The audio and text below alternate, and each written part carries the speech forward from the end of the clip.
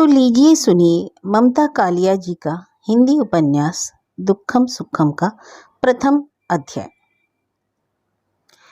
उसके जन्म में ऐसी कोई असाधारण बात नहीं थी जिसका जिक्र इतिहास अथवा समाज विज्ञान की पुस्तकों में पाया जाता। जिस दिन वह पैदा हुई घर में कोई उत्सव नहीं मना, लड्डू नहीं बटे, बंधवा नहीं बजा, उल्टे घर की मनहूसियत ही बढ़ी।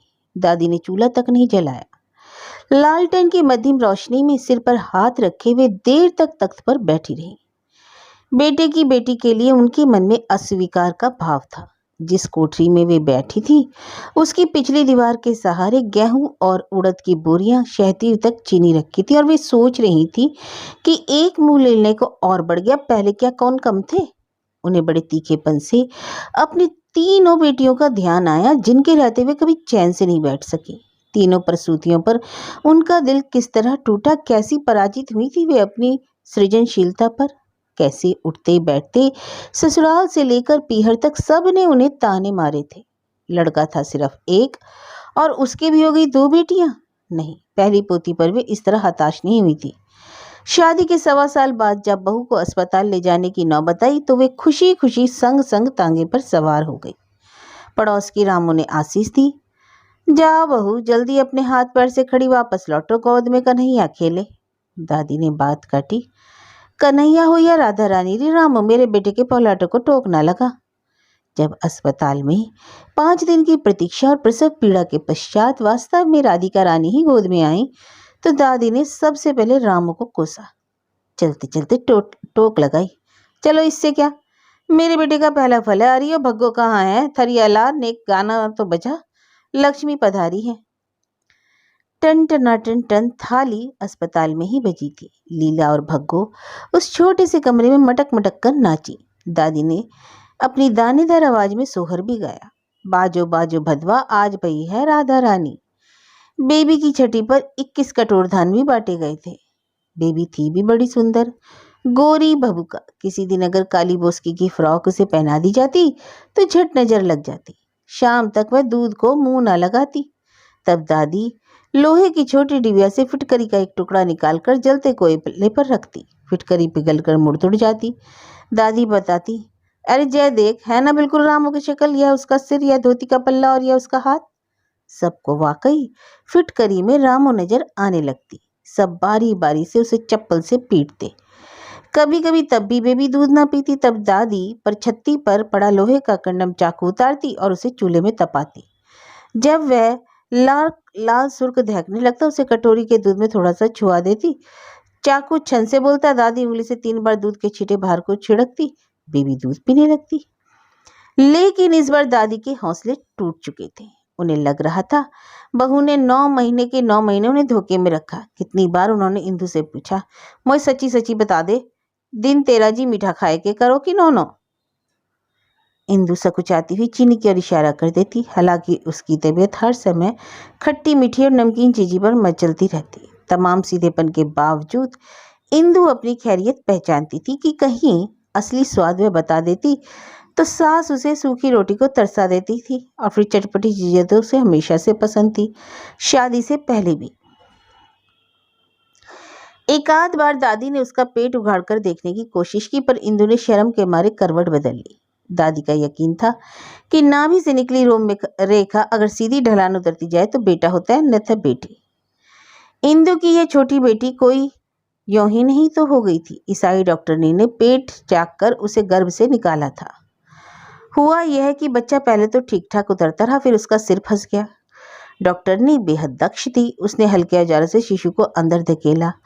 बड़ी नर्स ने आनन फानन एक कागज पर दादी के अटपटे दस्तखत लिए और डॉक्टरनी ने ऑपरेशन थिएटर में इंदु की नाक पर क्लोरोफॉर्म की काली कीप रख दी और पास में बैठे एक आदमी ने दादी को बताया कि उनसे किस कागज पर दस्तखत लिए गए। तो उनका कलेजा हौल गया।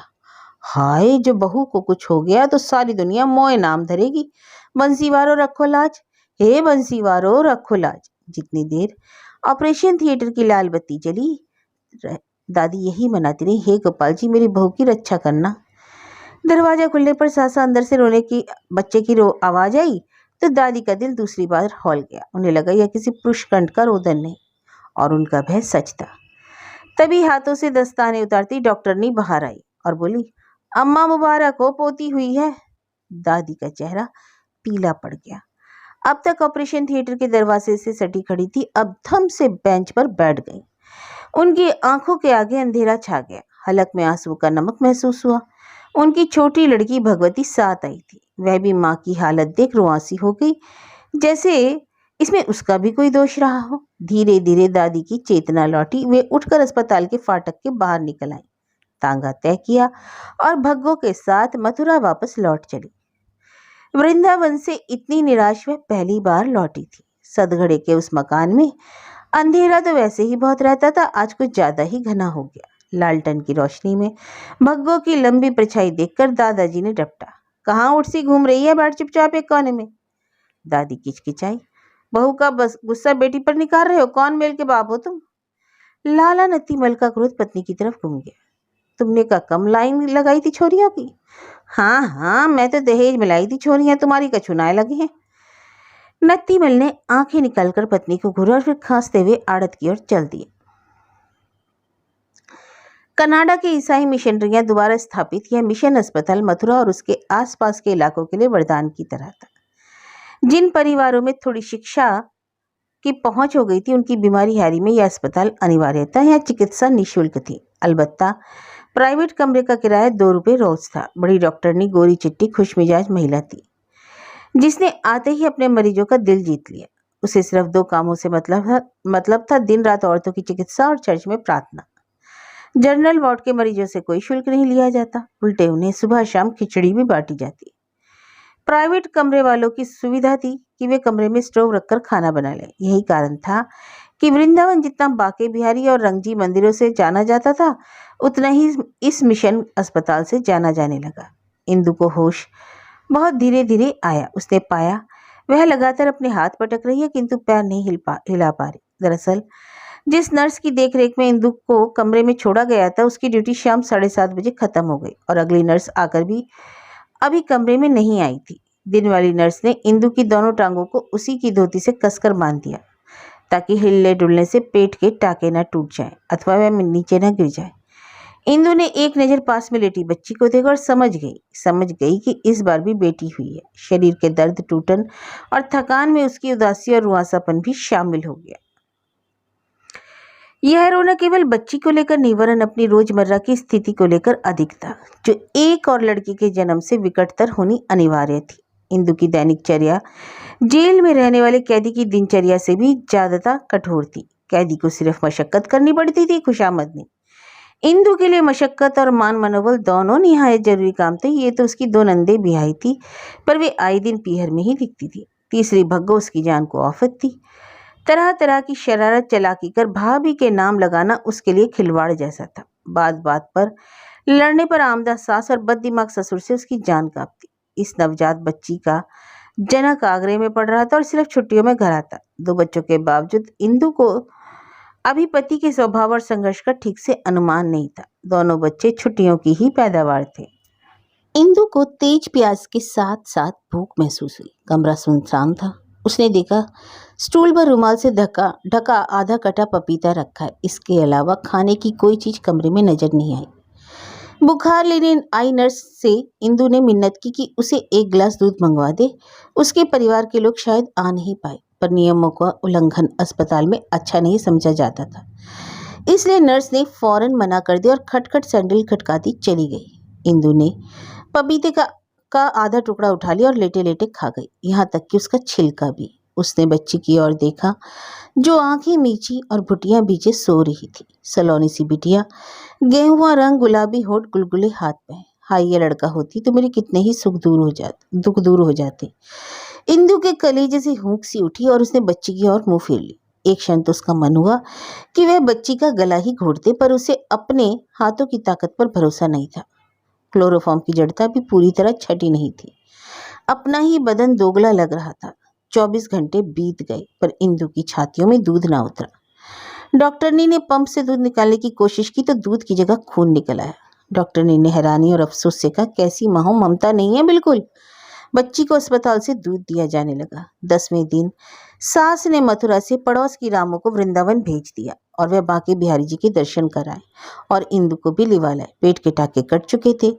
जच्चा बच्चा के लिए अस्पताल से दवाई भी दे दी गई। नर्स ने इंदु के पेट पर कसकर पट्टी बांध दी और पेट के घाव हिलने ना पाए। तांगे में जब तीनों मथुरा के लिए चली तो इंदु का कलेजा उदासी, रूठन और आशंका का मनोभोज लिए हुए था। वृंदावन और मथुरा के बीच पक्की सड़क कभी नहीं बनी थी। 12 मील की दूरी इक्के और तांगे के बल पर नापी जाती। बीच में एक जगह आम कदम के पेड़ों की छाया में एक छोटा सा मंदिर था जिसमें हनुमान की प्रतिमा प्रतिष्ठित थी। पूरी सड़क पर यही एक स्थल था जहां कुआं भी था। इस जगह का नाम था लुटेरे हनुमान जी। प्राय मंदिर की दीवार के पीछे चोर उचक्के छिपे रहते और मौका पाते ही वे यात्रियों को डरा धमकाकर उनका रुपया, रकम और कपड़े लत्ते छीन लेते। उनके हाथ में लाठियां होती। वे जमीन पर लाठी पटककर इतनी जोर से चिल्लाते कि बजरंग बली के नाम पर दे दे। यात्रियों की भरसक कोशिश रहती कि लुटेरी हनुमान जी पर ना रुकना पड़े, पर रास्ता इतना लंबा और थकाऊ था कि किसी न किसी वजह से यहाँ रुकना पड़ ही जाता। कभी यात्रियों में से किसी को प्यास लग जाती तो कभी घोड़ा प्यासा हुआ था। इंदु ने पहले ही तांगे वाले को समझा दिया कि लुटेरी हनुमान जी पर तांगा कतई न रोके, सीधा सीधा मथुरा चले। धूप चढ़ रही थी और बच्ची अकुला रही थी। तांगे के चलने से इंदु के पेट पर जोर पड़ रहा था। उबड़ खाबड़ राह पर धचके खाता हुआ तांगा चल रहा था। ऊपर से रामू ने एक बार भी बच्ची को हाथ नहीं लगाया। यह बात इंदु को बहुत अखरी। खुद वह बच्ची के प्रति कितनी भी कठोर हो, दूसरों की रुखाई एकदम नागवार गुजरी। मुंह बिचकाकर उसने सोचा, जरूर सास ने इसे सिखा पढ़ाकर भेजा है। रामू उसकी सास से जरा ही छोटी थी। वह मोहल्ले भर की मौसी थी। सदगड़े में उसका अपना मकान था जिसमें 5 कोठरियां उसने किराए पर उठा रखी थी। 15 रुपए महीने उसे किराया आता।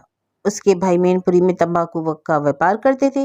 रामू का राशन पानी, तंबाकू डली सब वहीं से आता। कहते हैं एक बार मथुरा में बड़े जोड़ों की बाढ़ आई जिसमें रामू के घर के 7 प्राणी जमुना जी की भेंट चढ़ गए। रामू अपने पीहर मैनपुरी गई हुई थी सो बच गई। उस बाढ़ में भीषण तबाही मची। कई कई दिन तक तो लाशें ढूंढे से न मिली।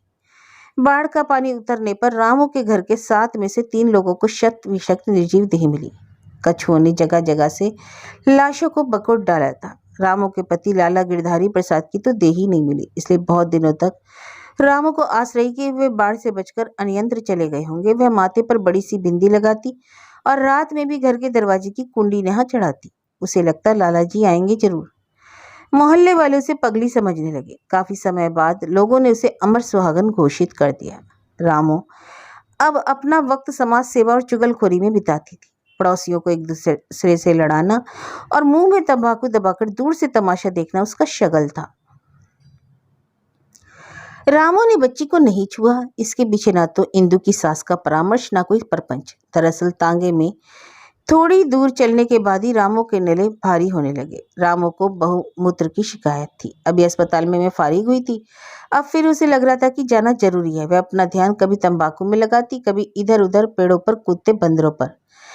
लेकिन नले थे कि फूलते ही जा रहे थे। आखिर लुटेरे हनुमान जी तक आते आते उसकी बर्दाश्त जवाब देगी। वे तांगे वाले से बोली, भैया तांगा नेक ठाड़ो कर, नहीं तो मैं अभाल कूद जाऊंगी। तांगा वाला वहां रुकना नहीं चाहता था। बड़े मन से मुंह बनाते हुए वह रुका, बड़बड़ाया, जल्दी करो, इतनी अबेर हो गई और अभी तो 2 चक्कर भी पूरे नहीं हुए। मैं कमाऊंगा और का खाऊंगा।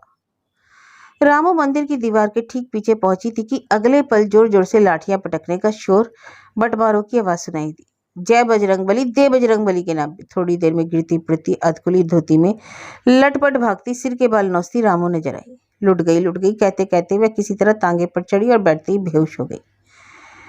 कुएं से पानी लेकर उसके मुंह पर छींटे मारे गए। पानी पिलाया गया। उसे होश आने पर तांगा किसी तरह रवाना हुआ। रास्ते पर रामू अपनी छाती कूट कूट कर विलाप करती रही। हाय मेरी सवा सिर की तगड़ी, बटमारों ने छीन ली। अब मैं कौन मुंह से घर जाऊं।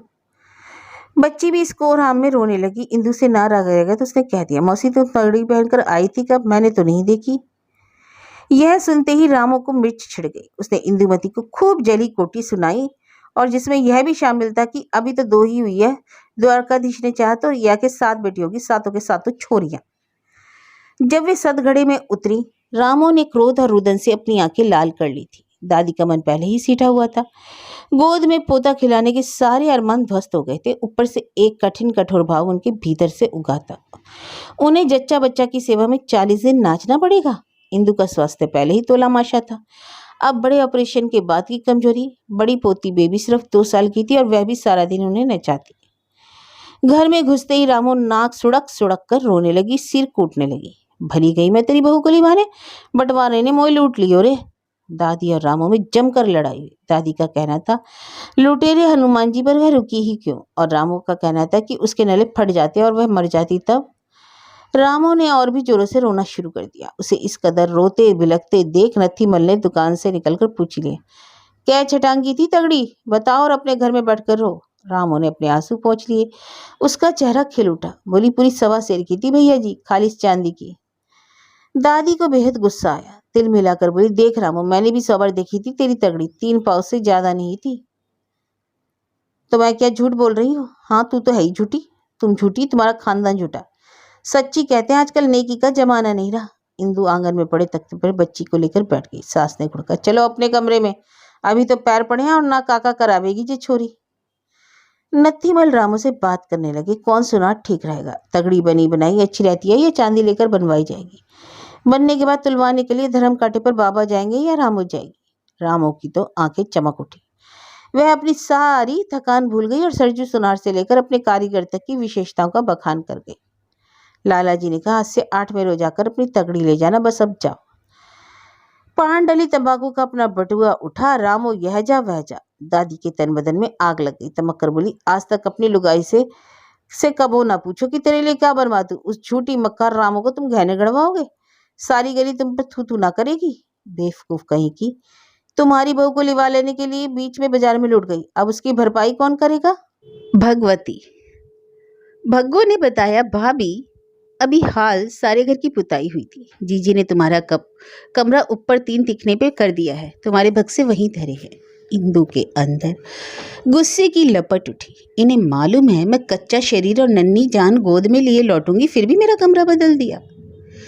भग्गो ने बच्ची को थाम लिया। उसकी नन्ही सी चिबुक पर अपनी उंगली रखकर वह बोली, देख ले, हम तेरी बुआ हैं, अब रोना नहीं।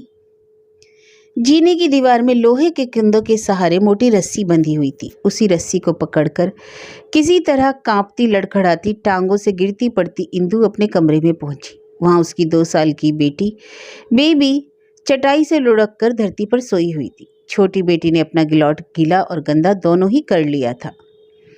मैं तो भैया जी से नई धोती लूंगी, कहते हुए भग्गो ने बच्ची को भाभी को थमाया और नीचे चल दी। कमरे की मोरी पर सिर्फ 1 बाल्टी पानी और लोटा रखा था। इंदु ने बच्ची को साफ किया और गंदा गिलोट गुड़ी मुड़ी कर खिड़की से बाहर फेंक दिया। फिर वह पुराना नरम कपड़ा ढूंढने लगी जिससे बच्ची को गिलोट बांध सके। बाहर निकला, एक भी कपड़ा नरम ना था। इंदु ने असीम थकान से कमरे में तला ऊपर चीने हुए अपने भारी भरकम बक्से देखे और पेट पकड़कर रो पड़ी। उसने वैसे ही उगड़ी हुई बच्ची को चटाई पर लिटा दिया और थके हाथों से खाट पर दरी बिछाने लगी।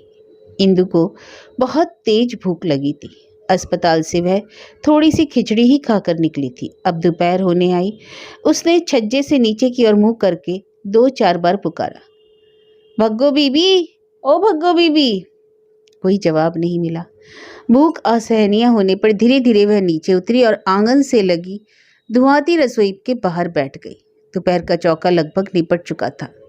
लाला जी खाना खाकर दुकान जा चुके थे। दादी और भग्गो अपने अपने पट्टे पर बैठी एक ही थाली में खाना खा रही थी। पास ही उदले में दाल और कुड़ी में करेले रखे हुए थे। इंदु ने अपना सारा आत्मसम्मान दांव पर लगाकर बड़ी कठिनाई से कहा, जीजी मैं भी आ जाऊं? अरे डटी रहो, मैं आई, सास ने उसे रोका। उन्होंने कटोरदान में से सबसे नीचे रखी हुई 2 बासी पराठे निकाले, उन पर एक करेला रखा और चौके से बाहर इंदु को देती हुई बोली, अब महीना भर लीलने और हगने के सिवा और तुझे क्या काम है? इंदु ने सास को कोई जवाब नहीं दिया। ननद की तरफ इसरार से बोली, भग्गो बीबी थोड़ी दाल हो तो। भग्गो ने रोटी का कौर मुंह में ठसा ठस भरकर गंगियाते हुए कहा, दाल खाता मैं, हमका पता तुम चली आओगी, नहीं तो पत्तल परोस कर रखते। पैर के तलवे धूप में बेतरह जल रहे थे। इंदु हटकर बरामदे में आ गई। पराठे से निकलकर सुराही से पानी पिया और वहीं बैठकर आंचल से गर्दन पहुंचने लगी। भोजन के बाद सास भी चौके से बाहर आ गई। भग्गो रसोई में पटक पटक कर बर्तन मांज रही थी। इंदु ने कहा, जीजी मेरा कमरा कुछ रोज ठहर कर बदलती तो अच्छा होता। अभी शरीर बिल्कुल भी जान नहीं है और ऊपर नीचे चढ़ने की। और कौन कमरा है इंदु? नीचे की सब खोटरियों में बोरियां चिनी है। बीचले खन्ने में मर्दों का रहना है। नीचे एक भी कमरा खाली नहीं है। इंदु के पूछने में संदेह शामिल था। कमरा तो कोई ना है, तू कहे तो तेरी खाट बीच बजरिया लगवाए दूं। भग्गो राग भरे हाथों से रसोई के दरवाजे पर आकर बोली, हमने तो भली सोच तुम्हारे लिए अटरिया सजाई की पड़ी रहोगी महारानी जी दोनों अपनी राजकुमारियों को लेके। जितने भी उत्तर इंदु की जबान पर आए उसने होठ दबाकर पीछे धकेल दिए। रहना तो उसे यही था। इंदु जब फिर ऊपर पहुंची तो उसने देखा बेबी जाग गई और बड़े कौतुक से छोटी बच्ची का एक एक अंग छू छू कर देख रही है। माँ को देखकर ही चहक कर बोली, अम्मा देखो मुन्नी आ गई। नन्ही बच्ची का नामकरण हो गया। बेबी के चेहरे की चमक देखते बन रही थी। वह एक बार मुन्नी को देखती, एक बार माँ को, और ताली बजा उठती। फिर वह खम खम जीने उतर आती और दादी से लिपट कर बोली, दादी अड्डू। दादी ने अपनी लाडली पोती को गले लगा लिया।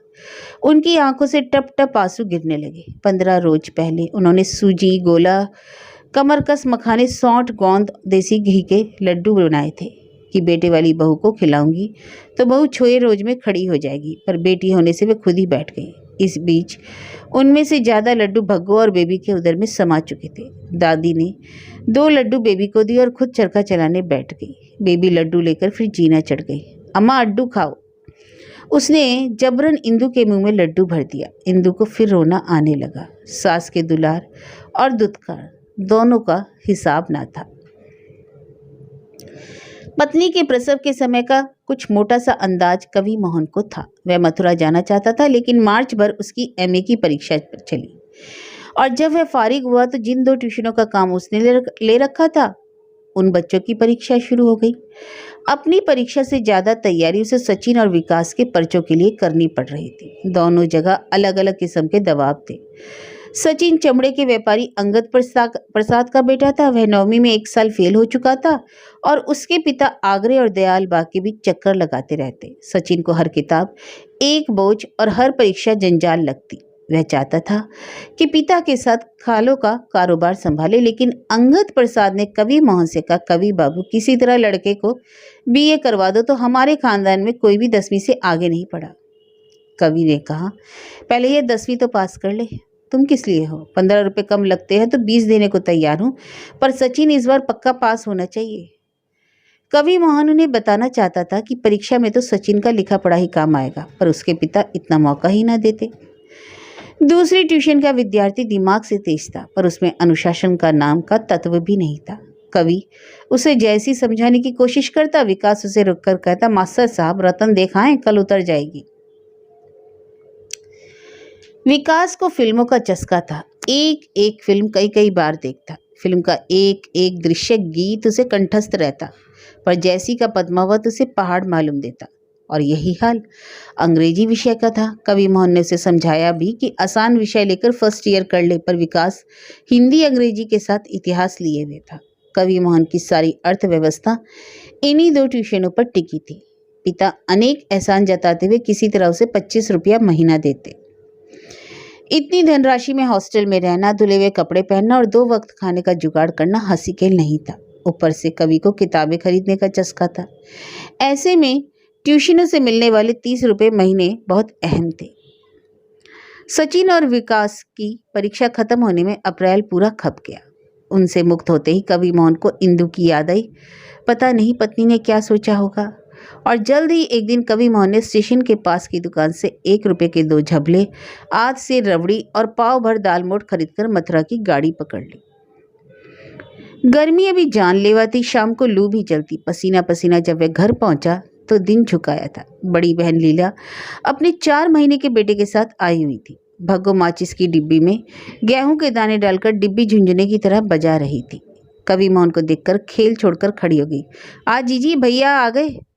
इतने दिनों से घर में बेटे की बाट जोही जा रही थी, पर उसका मुंह देखते ही माँ पर रुलाई का दौरा पड़ गया। लीला दौड़कर पानी लाई, माँ को जबरन पिलाया। माँ का हाल देखकर यह कहना मुश्किल था कि उनके गीले चेहरे और गर्दन में आंसू और पसीने का अनुपात क्या है। माँ ने अपने सिर पर हाथ मारकर कहा, सराफे वालों ने अपनी खोटी चवन्नी हमारे द्वारे डाल दी, दो दो छोरियां जन दी इसने। अब बस भी करो जीजी, लीला ने समझाया। कवि मोहन ने बहन से पूछा, बेबी नहीं दिख रही क्या, सो रही है? अपनी मैया से लगी बैठी होगी, जीजी ने कहा। भग्गो कवि का थैला खकोर रही थी। रेवड़ी और दाल मोट के ठोंगे निकालकर उसने खोले, फिर नाक सिकोड़ कर बोली, भैया गज्जक ना लाए के, जल्दी रही आई, मारे भूल गया, अगली बार सही। भग्गो ने कागज के पैकेट से झबले निकाले। आह, ये चंदू के लिए है। लीला ने कहा, कभी तुझे जरा अक्ल नहीं, इतने छोटे झबले लायो है। तब माँ को समझ आई कि झबले किसके लिए लाए। माँ बिफर गई। ऐसी बेशर्माई कभी देखी? बाप बनो घूम रहे हो है, बेटी के लिए कपड़े आ रहे हैं, रहने दे भग्गो, भर दे सब सामान थैली में, जिसके लिए लाया है वही निकारे। भग्गो बड़े बेमन से रेवड़ी और दाल मोट के ठोंगे भी मोड़कर थैले में रखती कि माँ ने दोनों ठोंगे झपटकर दूसरी तरफ रख लिए। भग्गो ने कहा, भाभी बिराजी है तीन तिखने। कवि का मन हुआ कि दौड़ता हुआ ऊपर चढ़ जाए, पर माँ और बड़ी बहन के सामने हौसला नहीं पड़ा। बियालू कर ली? माँ ने पूछा। नहीं जीजी, तुम्हारे हाथ का कौला साग और पराठा खाने को तरस गया, कवि ने कहा। माँ प्रसन्न हो गई। आज भी यही बेआलू बनी थी। खाना परोस दूं भैया जी? भग्गो ने कहा। हाँ, पहले चाय पिला दे तो थकाई दूर हो, कवि ने कहा। समस्या यह थी कि चाय बनाए कौन। घर में चाय कभी कभी बनती थी, चूल्हे की आंच में कई बार चाय का पानी धुआं जाता, अच्छी भली चाय चौपट हो जाती। कवि की ससुराल में एक छोटा प्राइमस स्टोव आया था, पर उसे जलाना सिर्फ इंदु जानती थी। तभी जीने से में पैरों की आवाज हुई। यह इंदु थी। इंदु के गोरे मुख पर सौर ग्रह से निवृत्त होने के बाद की पीली आबादी, जो गुलाबी धोती में छुपाई नहीं छुप रही थी। जीजी ने कहा, इंदु स्टोव जला के एक चाय तो बना दे, और देख आधा कटोरा मेरा भी। हाँ, ये रबड़ की स्लीपर बाहर उतार दे, चौके के बाहर चटी पड़ी है।